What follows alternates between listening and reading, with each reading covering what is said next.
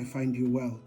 It's a great honor and a privilege to be presenting to you our forthcoming book, co-edited by myself, Wilichinya Murindi, and Professor Pilani Moyo, both of us being from the University of Fort Hare.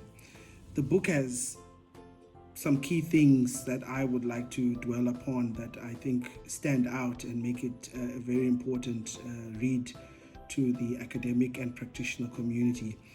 First of all, it provides a thematic focus that addresses difficult and pressing issues related to the COVID-19 pandemic.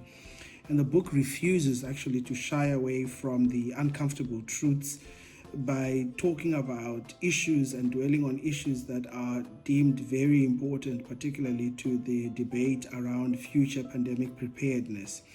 And I think you'll find these key issues to be issues related to urban planning, sociology, ecology, the loss of habitats, and the prevention of future pandemics.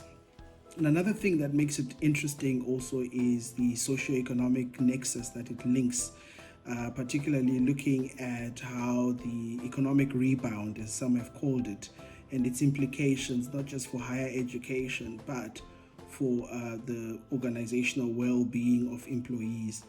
I think another feature that also stands out is the crisis of misinformation. How do we reimagine knowledge production in the digital age? How do we give voices to marginalized youths and individuals with disabilities? And particularly focusing importantly on women, how women have been affected by the pandemic and how a world can be reimagined out of the happenings of the COVID-19 pandemic.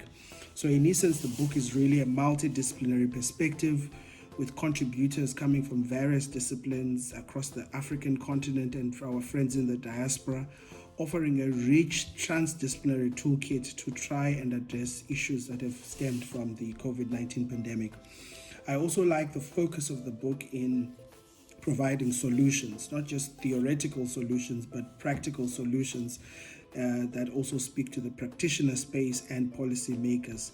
So the book doesn't merely critique, but it also provides actionable solutions, for instance, in issues like circular economic activities and opportunities, innovative ways of funding and addressing challenges that come from the COVID-19 pandemic, and strategies for inclusivity. The chapter on disability, for instance, is a great example of this, how we can be a more inclusive society, considering lessons that we've learned from the pandemic.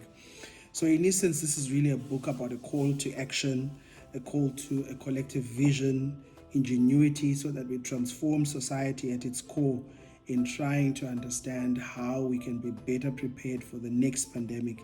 And I think the voices of young scientists become crucial to this book and an important addition to really understanding how young scientists imagine a reimagined world of science post the COVID-19 pandemic.